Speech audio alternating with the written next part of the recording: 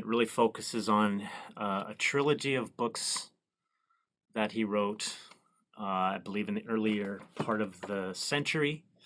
Let me just have a quick look at the dates here. Yeah, so this one was 2002, but it's the book on stories, strangers, gods, and monsters, and the God Who May Be. And then also a book he wrote after that trilogy called Anatheism, Returning to God After God.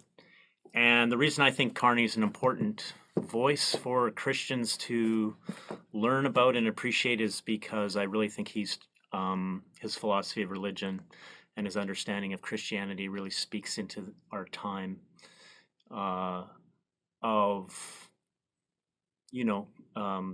polarization within the Christian world, Christians who are doubting aspects of their upbringing, or what's being called nowadays deconstructing.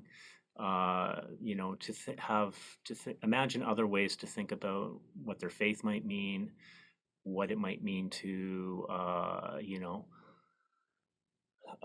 we even understand God, and his book, The God Who May Be, is very interesting in that sense.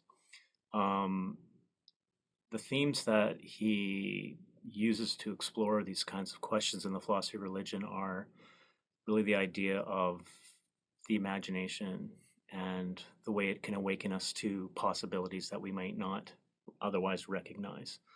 So the stories we tell about ourselves, the way we think of other people, as either strangers, gods, or monsters, all these kinds of questions are things that his, pretty rich thought brings up.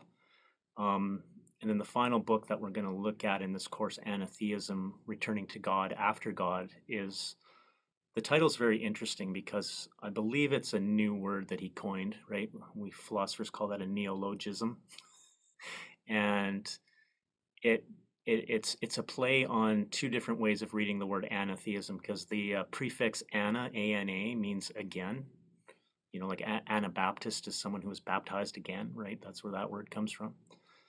So it's returning to God after God. It's like returning to God again, but differently.